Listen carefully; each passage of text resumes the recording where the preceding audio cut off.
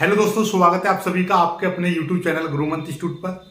आज आपका फिजिक्स में लेसन 1 चल रहा था, तो उसका दूसरा वीडियो, लेसन 1 दूसरा वीडियो। ओके, हर वीडियो का क्रमांक आपको इसी तरह से पता चल जाएगा, लेसन 1 वीडियो 2, लेसन 1 वीडियो 3, ठीक है। इसी तरीके से आज की इस वीडियो में जिन्होंने पुराना वीडियो देखा होगा, उसमें हम आवेश के बारे में चल रहा था। नया बैच स्टार्ट किया है, नई चीज हम सिखा रहे हैं। तो आवेश की हिस्ट्री और आवेश के बारे में कुछ महत्वपूर्ण चीजें जो आपकी कॉम्पिटिटिव एग्जाम में आती हैं, वो सारी चीज कराई थी।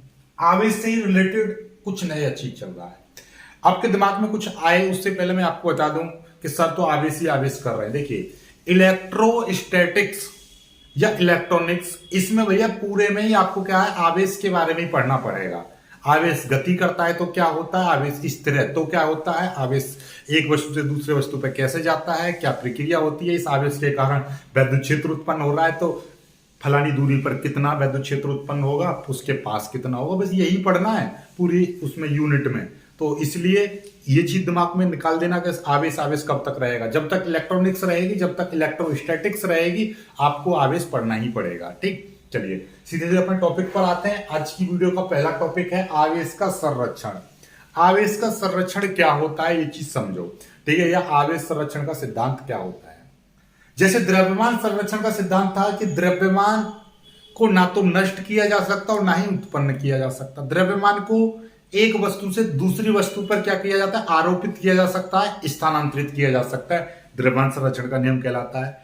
उसी तरह से ये आवेश संरक्षण का सिद्धांत है। आवेश संरक्षण है तो सिंपल सी बात है कि यदि किसी एक वस्तु ये है और एक वस्तु ये है, इन दोनों को आपस में रगड़ दें तो ऐसा नहीं है कि इस वस्तु पर आवेश, इससे इलेक्ट्रॉन निकल गए तो वो गायब हो जाएंगे, गायब नहीं होंगे। इससे इलेक्ट्रॉन निकलेगा तो इसके पास जाएगा। तो मतलब ये है, यदि मैं कह रहा हूं, जैसे आप समझो कि एक Na है और एक आपका Cl है। अब हम क्या कर रहे हैं, एक चीज मैं आपको बता दूं कि इनमें देखिए, अब इसकी सामान्य अवस्था में इसमें क्या है, सामान्य अवस्था में इस पर 0, ठीक है। सामान्य अवस्था पर इस पर चार्ज कितना है, इस पर जो चार्ज है अभी इस पर चार्ज कितना, ना तो पॉजिटिव ना नेगेटिव, 0 चार्ज है। इस Cl पर सामान्य अवस्था में अभी भी 0 चार्ज है, ठीक है। अब मैंने क्या किया, इन दोनों को एक डब्बे में रख दिया। यहां पर Na को एक डब्बे में और एक Cl को मैंने डब्बे पर रख दिया, डब्बे में रख दिया और इनको हिलाया। हिलाने के बाद में ये दोनों Na और Cl, Na और ये Cl आपस में क्या करी, क्रिया करी। इन्होंने क्रिया करी तो क्रिया करने के बाद क्या हुआ, देखिएगा भाई, जब Na का बाहरी कक्षा, Na का इलेक्ट्रॉनिक विन्यास कितना होता है, 2 8 1, क्योंकि इसमें 11 इलेक्ट्रॉन होते हैं, ठीक है। इसका क्रमांक 17 होता है, इसका 2 8 7 ये होता है इसका इलेक्ट्रॉनिक विन्यास। तो इसका बाहरी कक्षा का एक इलेक्ट्रॉन किसके साथ जुड़ जाता है, Cl के 7 इलेक्ट्रॉन के साथ जुड़ जाता है। तो यानी एक इलेक्ट्रॉन ये त्याग देता है। जैसे ही एक इलेक्ट्रॉन त्यागेगा तो इस पर एक पॉजिटिव आ जाता है, इस पर एक नेगेटिव आ जाता है। अभी भी क्या है, देखिए अब इस पूरे सिस्टम का देखिएगा चार्ज कितना है। शुरुआत में हमने देखा कि भैया Na पर भी 0 चार्ज, इस पर भी 0। जैसे ही इनको एक डिब्बे में बंद कर दिया, इन दोनों की क्रिया हुई, इसमें से एक इलेक्ट्रॉन निकला Na में से और Cl पर चला गया। तो हुआ क्या कि भैया इस पर एक पॉजिटिव चार्ज आया, इस पर नेगेटिव आया। दोनों को जोड़ो जरा, एक पॉजिटिव और नेगेटिव दोनों मिलकर क्या हो गए, फिर भी 0 हो गए। तो मतलब क्या हुआ कि आवेश खत्म नहीं हुआ और ना ही उत्पन्न हुआ। मतलब क्या हुआ, आवेश का एक स्थान से दूसरे स्थान, एक वस्तु से दूसरी वस्तु में क्या हुआ, ट्रांसफर हुआ, यानी स्थानांतरण हुआ। यही आवेश संरक्षण का सिद्धांत होता है कि आवेश को ना तो उत्पन्न कर सकते और ना ही नष्ट कर सकते हैं। आवेश को केवल एक पदार्थ से दूसरे पदार्थ में या एक वस्तु से दूसरी वस्तु में स्थानांतरित किया जा सकता है, ट्रांसफर किया जा सकता है। आवेश को नष्ट नहीं किया जा सकता। देखो, नष्ट हुआ आवेश, नहीं हुआ, ना ही उत्पन्न हुआ। अब बोलोगे सर यहां से तो एक इलेक्ट्रॉन निकल गया, नष्ट हो गया। नहीं, नष्ट नहीं हुआ, बस वो इलेक्ट्रॉन यहां से निकलकर Cl पर चला गया, ट्रांसफर हुआ है एक वस्तु से दूसरी वस्तु में, एक पदार्थ से दूसरे पदार्थ में। सोडियम से क्लोरीन में ट्रांसफर हो गया, ठीक है। उसका बस मूवमेंट हुआ, एक स्थान से दूसरे स्थान पर मूव कर गया, ठीक है। बस ये है, यही आवेश संरक्षण का सिद्धांत है। इसीलिए इसको बोल सकते हैं एक विलगित निकाय का, क्या, एक विलगित का मतलब क्या है भैया, विलगित का मतलब यही है कि हमने Cl और Na को एक बोतल में बंद कर दिया, विलगित बना दिया, यानी कि बाहरी वातावरण से कोई इसका लेना देना नहीं है, अंदर है, ठीक है। एक विलगित निकाय का कुल आवेश सदैव नियत रहता है। कुल आवेश कैसा रहेगा, नियत। यदि इस पर अब जीरो चार्ज है तो हमेशा जीरो रहेगा, चाहे इसमें से कितने भी इलेक्ट्रॉन Cl में चले जाए या कितने भी इलेक्ट्रॉन Cl से Na में चले जाए, कोई फर्क नहीं पड़ेगा। लेकिन टोटल यदि हम निकाय का देखेंगे, Na और Cl दोनों का मिलाकर देखेंगे तो वो जीरो ही आवेश आएगा। ठीक, चलिएगा आवेश संरक्षण का सिद्धांत सीख गए। इसकी परिभाषा कहां पे मिल जाएगी? परिभाषा आपको नोट्सों में मिल जाएगी, और नोट्स मैं पहले दे चुका हूं, और जिन्होंने अभी तक नोट्स डाउनलोड नहीं किया तो नोट्स वाली वीडियो का लिंक मैं डिस्क्रिप्शन में लगा दूंगा, वहां से देख लीजिएगा। ठीक, चलिए आवेश संरक्षण का समझ में आ गया। चलिए आगे बढ़ते हैं। अब ठीक, आगे देखिएगा। अब सीधे सीधे चलते हैं, अगला जो टॉपिक है इसको इंपोर्टेंट कर लीजिएगा, क्योंकि ये आपके बोर्ड एग्जाम में आ सकता है, आपका 1 नंबर में या 2 नंबर में। क्या है? इंपोर्टेंट कर लीजिएगा। क्या? आवेश का क्वांटीकरण। आवेश का क्वांटीकरण क्या होता है? आवेश के क्वांटीकरण को समझाइए। ठीक है, 1 नंबर में पूछ सकता है। अब देखिएगा, मैंने क्या अभी आपको मैंने एक चीज सिखाई कि भैया ये Na, यहीं से देखो, यहीं से सीख जाओगे, ये Cl है। इसमें कितने 2 8 1 इलेक्ट्रॉन है, और इसमें कितना है 2 8 7 है। अब दोनों की आपस में क्रिया होगी तो क्या हो सकता है कि इसका एक इलेक्ट्रॉन निकलकर कहां पर चला जाएगा? इसमें चला जाएगा। ठीक है, Cl पर चला जाएगा। तो इस पर क्या आ जाएगा? एक Na पॉजिटिव आ जाएगा, और इसके साथ में एक Cl पर क्या आ जाएगा? एक नेगेटिव आ जाएगा। यही हो जाएगा, क्योंकि इसमें से एक इलेक्ट्रॉन निकला, इसमें चला गया। जिससे इलेक्ट्रॉन निकलते हैं उस पर पॉजिटिव, जिस पर इलेक्ट्रॉन आता है उस पर नेगेटिव आता है। ठीक है, चलिएगा। अब ऐसा कभी पॉसिबल है? दिमाग में सोचो जरा, मैं क्या कह रहा हूं, दिमाग में सोच के देखो, ऐसा कभी पॉसिबल है कि इससे आधा इलेक्ट्रॉन में कहूं कि भैया ये इलेक्ट्रॉन एक है, नहीं, आधा इलेक्ट्रॉन इधर चला जाए? है? आधा हो सकता है भला? आधा कभी नहीं हो सकता। घर में आप बोलोगे कितने आदमी हैं? 5 6 7 8.5, कभी सुना है? नहीं सुना। एक बच्चा बोल सकते हो, ठीक है, एक बच्चा बोल सकते हो, एक छोटा बालक, लड़का है लड़की है, कुछ भी बोल सकते हो, लेकिन आधा तो नहीं बोलोगे ना। तो उसी तरीके से इलेक्ट्रॉन, एक इलेक्ट्रॉन या तो जाएगा या नहीं जाएगा। नहीं जाएगा तो यहीं पर रहेगा, चला जाएगा तो उस पर एक पॉजिटिव आ जाएगा।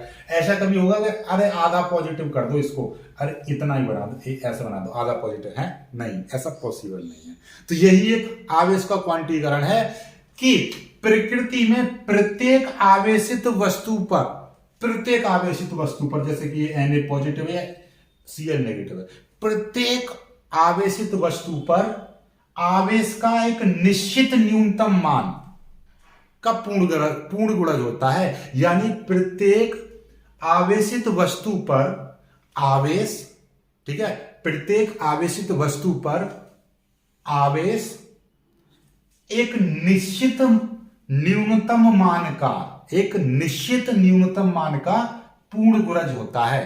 निश्चित न्यूनतम मान का पूर्ण गुणज होता है, जिसे हम मूल आवेश कहते हैं, और इस मूल आवेश को ई से प्रदर्शित करते हैं। इसीलिए हम इस नियम को सीधे सीधे बोल सकते हैं कि प्रकृति की प्रत्येक आवेशित वस्तु पर आवेश मूल आवेश का पूर्ण गुणज होता है। ऐसा भी बोल सकते हो, मूल आवेश का पूर्ण गुणज होता है। मतलब क्या?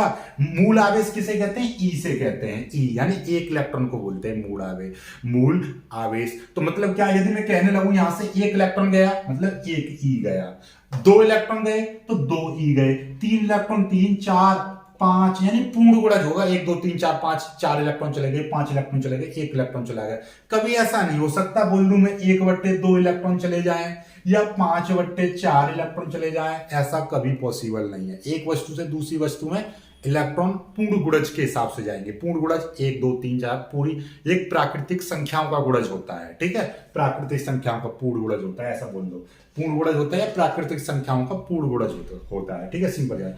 यह आवेश का यही गुण, कौन सा गुण? कि आवेश एक वस्तु से दूसरी वस्तु में केवल प्राकृतिक संख्याओं के गुणज के हिसाब से ही जाएगा। यही गुण, यही प्रॉपर्टी आवेश का क्वांटीकरण कहलाती है। तो आवेश का क्वांटीकरण समझ में आ गया कि एक वस्तु से दूसरी वस्तु में इलेक्ट्रॉन केवल पूर्ण गुणज में ही जाएगा। 1 इलेक्ट्रॉन 2 इलेक्ट्रॉन, मतलब यह है कि आधा इलेक्ट्रॉन कभी नहीं जा सकता। क्लियर? चलिएगा, आवेश का क्वांटीकरण भी सीख गए।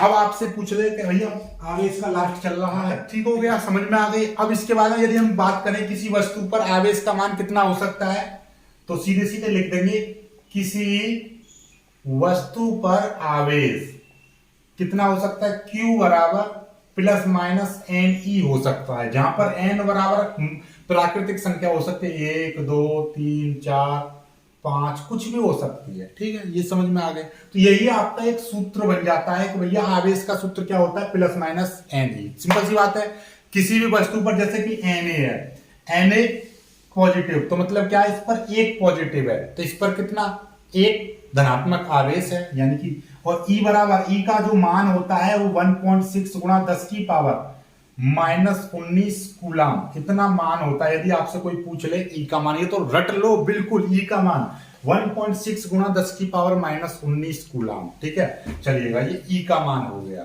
ठीक है, अब आपका ये ध्यान से समझ लेना। ठीक, चलिएगा, अब देखो एक चीज सीखो, यदि ये एक पॉजिटिव है, एक पॉजिटिव का मतलब क्या है कि एक ई पॉजिटिव, ये है। ठीक, और यदि मैं कहने लगूं जैसे Cl, कहीं कहीं पे आपने देखा होगा Al ट्रिपल पॉजिटिव, तो मतलब क्या है कि इस पर प्लस 3e इतना हो गया। ठीक, समझ में आई बात नहीं है? तो इसका मतलब इस पर कितना एक्स्ट्रा आवेश है, 3 गुणा 1.6 गुणा 10 की पावर माइनस 19। क्लियर होगी ना, होगी बात ये चीज। इससे रिलेटेड इस पर क्या है, बहुत सारे सवाल बनते हैं, बोर्ड परीक्षा में बहुत सारे सवाल बनते हैं। ठीक है, जैसे कि मैं आपको एक सवाल में आपको बता दूं, सीधी सीधी बात कि भैया एक इलेक्ट्रॉन, यानी कि एक कूलम आवेश में कितने इलेक्ट्रॉन होते हैं। जैसे कि एक न्यूमेरिकल भी समझ लो, एक न्यूमेरिकल आप समझो कि एक कूलम, ये कई बार बोर्ड में आ चुका है, एक कूलम आवेश में कितने इलेक्ट्रॉन होते हैं। ठीक है, चलिएगा, तो ये न्यूमेरिकल को हम यदि सॉल्व करेंगे, देखिए न्यूमेरिकल में एक साथ सॉल्व कराऊंगा, लेकिन एक आध न्यूमेरिकल में आपको सीधे सीधे यानी कि परिभाषा के साथ साथ कराता रहूंगा, ताकि आपको अच्छे समझ में आता रहे। सबसे पहले इसमें देखो दिया क्या है, फिजिक्स का न्यूमेरिकल करने के लिए आपको दो चीज बातें ध्यान रखनी। सबसे पहले छांटो दिया क्या है। इसमें बोला एक कूलम आवेश, तो इसमें क्या दे रखा है, एक तो आवेश दे रखा है आपको, कितना है, एक कूलम दे रखा है, कोई दिक्कत नहीं है। ठीक है, और कुछ नहीं दे रखा, और इसमें पूछा कितने इलेक्ट्रॉन, यानी इलेक्ट्रॉन की संख्या, नंबर ऑफ इलेक्ट्रॉन्स। ठीक है, तो क्या पूछिए, इलेक्ट्रॉन की संख्या आपसे पूछी है, यानी कि आपसे n बराबर क्या, नंबर ऑफ इलेक्ट्रॉन्स पूछी है। ठीक है, कोई दिक्कत नहीं है। अब हम सूत्र कौन सा इस्तेमाल करेंगे, इसमें देखिएगा, जो भी हम सूत्र इस्तेमाल करेंगे उसको लिख देंगे कि भैया इसमें क्या पूछा है, n पूछा है, तो हम पे एक सूत्र है Q बराबर एन ई, यही है ना। ठीक है, चलिए, ये आवेश है, आवेश को आप Q से प्रदर्शित कर दो या स्मॉल q से प्रदर्शित कर दो, बात एक ही है। ठीक है, हमने प्लस Q से मान रहे हैं, ठीक है, बड़े वाले Q से। आवेश n बराबर क्या हो जाएगा, आवेश बट्टे E, ये हो जाएगा n बराबर। अब देखिए E का मान तो मैंने बताया ही था, 1.6 गुणा 10 की पावर माइनस 19, यही होता है। ठीक है, अब आपसे पूछा क्या, एक Q आवेश दे रखा है, एक कूलम लिख दिया। ठीक है, अब इसको सॉल्व करना है। ये आवेश हो गया, आवेश बराबर, अभी सूत्र बताया था ना आवेश के क्वांटिकरण में, आवेश बराबर n ही होता है। नंबर ऑफ इलेक्ट्रॉन्स पूछे हैं, तो Q बट्टे E का मान होता ही है, और Q का मान आपको दे रखा, आवेश का मान एक कूलम। ठीक है, ये पॉइंट है, ये पॉइंट के बाद एक अंक है, तो पॉइंट हटा देंगे, एक जीरो ऊपर बढ़ा देंगे, तो n बराबर क्या हो जाएगा, 10 बट्टे नीचे अब क्या हो गया, 16 हो गया, गुणा 10 की पावर माइनस 19। फिर माइनस 19 ऊपर जाएगा तो ये प्लस का 19 हो जाएगा, तो n बराबर क्या हो जाएगा, 10 गुणा 10 की पावर है 19, ऊपर जाएगा तो 10 की पावर प्लस के 19 हो जाएंगे। नीचे आपका 16 है, अब इसको 2 से काट दीजिए, 2 पंजे 10 और 2 अट्ठे 16 है, तो n बराबर क्या आ जाएगा, 5 बट्टे 8 गुणा 10 की पावर ये 19 हो जाएगा। ठीक है, अब 5 में हम क्या कर लेंगे, 5 में हम भाग कर देंगे 8 का, कैसे करेंगे, ना जाने की 0 पॉइंट लगाएंगे, ये हो जाएगा 50, तो कितना हो जाएगा, 8 6 48, 48 बचेंगे कितने, 2 पॉइंट लगाई हुआ है इसलिए 0। ठीक है, फिर 8 गुनी 16, कितने बचेंगे, 4, क्योंकि पॉइंट लगा हुआ है, फिर से 0 बढ़ा लेंगे, 8 पंजे 40, काम खत्म। ठीक है, तो कितना आ जाएगा, ये आ जाएगा 0.625 गुणा 10 की पावर 19, कितना हो जाएगा। क्योंकि फिजिक्स ये कहती है कि पॉइंट से पहले एक अंक मत रख, पॉइंट से पहले शून्य अंक नहीं होना चाहिए, चाहे कोई भी अंक हो। ठीक है, तो हम क्या करेंगे, इस पॉइंट को एक अंक आगे बढ़ा देंगे इधर दिशा में। जब पॉइंट इधर जाता है तो ये घात माइनस की आती है, तो क्या हो जाएगा 6.25 गुणा, एक घात माइनस की मानी कि एक घात माइनस की आएगी। यहां पर पहले से कितने हैं, 19 हैं, चलो कोई बात नहीं, मैं लिख दे रहा हूं। पॉइंट आगे बढ़ाया तो एक घात माइनस की आ गई, क्योंकि एक अंक आगे गया, और 10 की पावर ये 19 जो करते हैं, 6.25 गुणा 10 की पावर कितना आ जाएगा 18, एन बराबर इतने इलेक्ट्रॉन आ गए। कितने, 6.25 गुणा 10 की पावर 18 इलेक्ट्रॉन। समझ में आई बात, नहीं आई? तो देखिए इतने इलेक्ट्रॉन, एक कूलम आवेश में कितने इलेक्ट्रॉन होते हैं, इतने इलेक्ट्रॉन होते हैं। अब समझ जाओ कितने हो गए, 18, मतलब ये है 6.25 गुणा 18। 18 का मतलब क्या है कि 18 जीरो ऐसे 1 2 3 4 5 6 इतनी जीरो गुणा करेंगे तो कितना हो जाएगा, इकाई ढाई से सैकड़ा हजार 10,000 लाख करोड़, ऐसे बहुत लंबी संख्या बैठेगी जो हम गिन भी ना पाएंगे। तो ये इस तरह से। चलिए फिर आगे के टॉपिक को करते हैं। समझ में आ रही है ना बातें? अब न्यूमेरिकल्स में एक साथ करा दूंगा, फिलहाल आपको समझाने का था। इस फॉर्मूले पर आधारित बहुत सारे इस सूत्र पर आधारित बहुत सारे न्यूमेरिकल्स बनते हैं जो हम आगे कराएंगे। ठीक, तो इस सूत्र को याद कर लेना, न्यूमेरिकल आता है इससे। करें तो आवेशन कितने प्रकार से हो सकता है, तो आवेशन, ठीक है, आवेशन की प्रक्रिया, आवेशन की प्रक्रिया कितनी हो सकती है, यानी किसी वस्तु को, मुझे इस वस्तु को आवेश करना है, जैसे कि ये कोई भी आपकी वस्तु है, ठीक है, जैसे कि मेरे पास ये है, इसको आवेशित करना है, तो आवेशित करने की क्या कंडीशन है? पहली कंडीशन तो हमने कल ही बताई थी, क्या, इसको घिस दो, रगड़ दो, और रगड़ने को क्या बोलते हैं, घर्षण। तो घर्षण के द्वारा भी आवेशन हो जाता है, क्या बोलते हैं, घर्षण। ठीक है, आपका घर्षण के द्वारा कोई भी वस्तु आवेशित हो सकती है, उसको रगड़ देंगे। जैसे मैंने इसको बालों से रगड़ के कागज के टुकड़ों को ये आवेशित, मतलब आकर्षित कर रही थी, घर्षण। दूसरा आपका ऐसा समझ, चालन के द्वारा, किसके द्वारा, चालन के द्वारा भी हम आवेश दे सकते हैं। यानी कि मैं एक बिजली के तार में एक प्लग लगाऊं और अपने आप में पकड़ लूं, जैसे चटनी ऑन करें, आवेश धड़ देने में मुझे चार्ज कर देगा, पूरा एकदम हक्का बक्का हो जाऊंगा, बाल भी खड़े हो जाएंगे। ठीक है, चलिए। और एक तीसरा है आपका प्रेरण द्वारा आगे पढ़ोगे इसके ऊपर, जैसे कि एक कुंडली और दूसरी कुंडली इसके पास रख दें, और पहली कुंडली में हम क्या करें, वैद्युत धारा प्रवाहित करें, तो दूसरी वस्तु में आवेश का अनुभूति होती है, यानी कि दूसरे वस्तु में क्या होता है, यदि कुंडली लगा दें तो इसमें धारा बहने लगती है। पहली, जैसे ट्रांसफार्मर होता है, पहली कुंडली में हम धारा प्रवाहित करते हैं, दूसरी कुंडली में हमें धारा मिलने लगती है, यानी कि वहां पे वोल्टेज का मान दिखाई देने लगता है। कुल मिलाकर बातें इसके ऊपर डिटेल्स में आने वाले चैप्टरों में आप पढ़ोगे। ठीक है, तो अभी फिलहाल के लिए याद रखो, ऐसा समझो, मैं आपको नॉर्मली समझाऊं दैनिक जीवन का उदाहरण लेकर। जैसे एक चुंबक होती है, एक चुंबक है, एक दूसरी चुंबक है, ये दूसरी चुंबक को अपनी ओर आकर्षित कर लेती है, लेकिन जैसे इसको उलट के लगा देते हैं तो दूसरी चुंबक दूर दूर चलने लगती है, चिपकती नहीं है। तो इनके बीच में कुछ ना कुछ तो ऐसा हो रहा है, बिना संपर्क में आए एक दूसरे आकर्षित कर रही है, दूर दूर भगा रही है। तो मतलब क्या है, ये प्रेरण समझ लो। ठीक है, प्रेरण यानी कि एक वस्तु से दूसरी वस्तु पास में रखी, बिना संपर्क में आए दूसरी वस्तु पर क्या होता है, एक आकर्षण या प्रतिकर्षण का अनुभव होने लगता है, या उसमें मान प्रवाहित होने लगा। तो यहीं पे वैद्युत प्रेरण समझ रहे हो, तो वो चीज आगे चलते, ये कुंडली में हम, जैसे ये कुंडली है, इसमें धारा प्रवाहित करेंगे, दूसरे में हमको धारा मिलने लगेगी। ठीक है, सिंपल सा ऐसा समझ लो। ठीक, चलिएगा, तो इसके ऊपर ज्यादा डिस्कस आगे करेंगे। ठीक है, वैद्युत आवेशन की प्रक्रिया भी हमको समझ में आएगी, किस तरह से हम आवेशित कर सकते हैं किसी वस्तु को। चलिए अब आते हैं सीधे आवेश के सिद्धांत पर आते हैं। ठीक है, इसको मैं मिटा दूं, चलिएगा। अब सीधे हम आते हैं किस पर, आवेश का इलेक्ट्रॉनिक सिद्धांत। देखिएगा क्या है, इसकी हेडिंग है आपका ये क्वांटीकरण हो गया, विद्युत आवेश का इलेक्ट्रॉनिक सिद्धांत। ठीक है, अब क्या है आपका हेडिंग है आपका विद्युत आवेश का इलेक्ट्रॉनिक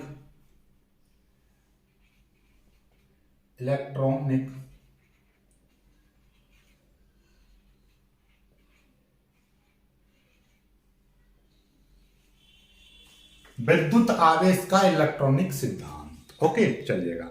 अब मैं आपको ये सिद्धांत आपको बताने वाला हूं, ठीक है। ऐसा समझिएगा, जो आपने केमिस्ट्री में पढ़ा था ये वही चीज है। क्या पढ़ी थी केमिस्ट्री में आपने? सीधे सीधे आते हैं विद्युत आवेश का इलेक्ट्रॉनिक सिद्धांत। जैसे कि आपका यहां से बात करते हैं, कोई भी पदार्थ है, क्या है, हर चीज को ध्यान से समझ लेना। प्रत्येक पदार्थ अति सूक्ष्म, क्या है, अति सूक्ष्म कणों से मिलकर, सॉरी पहले लिखो, प्रत्येक पदार्थ किससे मिलकर बनना है? अति सूक्ष्म कणों से मिलकर बना होता है। देखो परिभाषा याद होती चली जाएगी। प्रत्येक पदार्थ सूक्ष्म कणों से मिलकर बना होता है, जिनको हम सूक्ष्म कणों से मिलकर बना होता है, जिनको हम क्या कहते हैं? अणु कहते हैं। प्रत्येक अणु अति सूक्ष्म कणों से मिलकर बने होते हैं। किससे? अति सूक्ष्म कणों से मिलकर बने होते हैं, जिनको हम क्या कहते हैं? परमाणु कहते हैं। ठीक, क्या आगे? परमाणु। परमाणु के अंदर एक बाहरी भाग होता है। परमाणु के अंदर की बात कर रहे हैं। परमाणु के अंदर एक बाहरी भाग होता है, जिसमें परमाणु का समस्त द्रव्यमान, इसी बाहरी भाग में क्या होता है? परमाणु का, जैसे ये परमाणु है, समझ लो, इस परमाणु के अंदर एक बाहरी भाग होगा। ये क्या है? बाहरी भाग है, जिसमें परमाणु का समस्त द्रव्यमान इसी बाहरी भाग में केंद्रित होता है, जिसे हम क्या कहते हैं? नाभिक। इसी को बोलते हैं नाभिक। ये एक बाहरी भाग होता है जिसे हम नाभिक कहते हैं। नाभिक के चारों ओर वृत्ताकार कक्षाएं होती हैं, बहुत सारी वृत्ताकार कक्षाएं होती हैं। इन कक्षाओं में इलेक्ट्रॉन घूमते रहते हैं, और नाभिक के अंदर इलेक्ट्रॉन और प्रोटॉन, नाभिक के अंदर प्रोटॉन और न्यूट्रॉन पाए जाते हैं। हो गया? नाभिक के अंदर प्रोटॉन और न्यूट्रॉन पाए जाते हैं। इलेक्ट्रॉन ऋणावेशित होता है। इलेक्ट्रॉन ऋणावेशित होता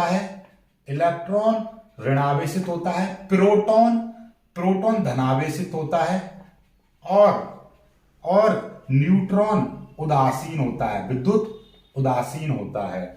ठीक, विद्युत उदासीन होता है। ये चीज लिखनी है और आपको नोट्स में मिल जाएगी। विद्युत उदासीन होता है क्योंकि, और हाँ, विद्युत उदासीन होता है, इतना लिख दी थ्योरी। उसके बाद में समझो, इलेक्ट्रॉन आपका ऋणावेशित, प्रोटॉन धनावेशित, न्यूट्रॉन उदासीन होता है। किसी भी परमाणु में जितने इलेक्ट्रॉन होते हैं उसमें उतने ही प्रोटॉन होते हैं। अतः हम कह सकते हैं कि प्रत्येक परमाणु विद्युत का उदासीन होता है, क्योंकि उसमें जितना ऋणावेश होता है उतना ही उसमें धनावेश होता है।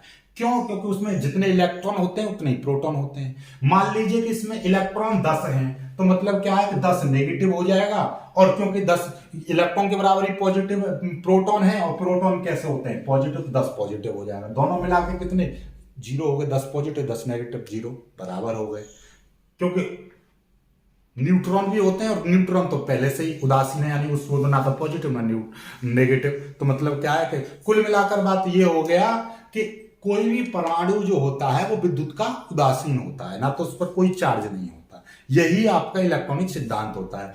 जब किसी वस्तु से कोई इलेक्ट्रॉन निकल जाता है, जब वस्तु से इलेक्ट्रॉन निकल जाता है तो वो धनात्मक हो जाती है, और यदि किसी वस्तु में इलेक्ट्रॉन आ जाता है तो वो वस्तु कैसे? ऋणावेशित हो जाती है। इसी को हम इलेक्ट्रॉनिक सिद्धांत कहते हैं, या विद्युत आवेश का इलेक्ट्रॉनिक सिद्धांत कहते हैं। समझ में आई बात? नहीं आई? अब जरा एक बात और समझ लो, फिर खत्म हो जाएगी। क्या? कि प्रत्येक पदार्थ जो होता है वो छोटे छोटे कणों से मिलकर बना होता है, जिनको हम अणु कहते हैं। प्रत्येक अणु अति सूक्ष्म कणों से मिलकर बना होता है, जिनको हम परमाणु कहते हैं। प्रत्येक परमाणु के अंदर एक बाहरी भाग होता है, जिसमें परमाणु का समस्त द्रव्यमान केंद्रित होता है। उसी बाहरी भाग को हम नाभिक कहते हैं। नाभिक में प्रोटॉन और न्यूट्रॉन पाए जाते हैं, और नाभिक के चारों ओर वृत्ताकार कक्षाएं होती हैं। इन कक्षाओं में इलेक्ट्रॉन पाए जाते हैं, या इलेक्ट्रॉन घूमते रहते हैं, या इलेक्ट्रॉन परिक्रमण करते रहते हैं। इलेक्ट्रॉन ऋणावेशित होता है, प्रोटॉन धनावेशित होते हैं, और न्यूट्रॉन विद्युत उदासीन होते हैं।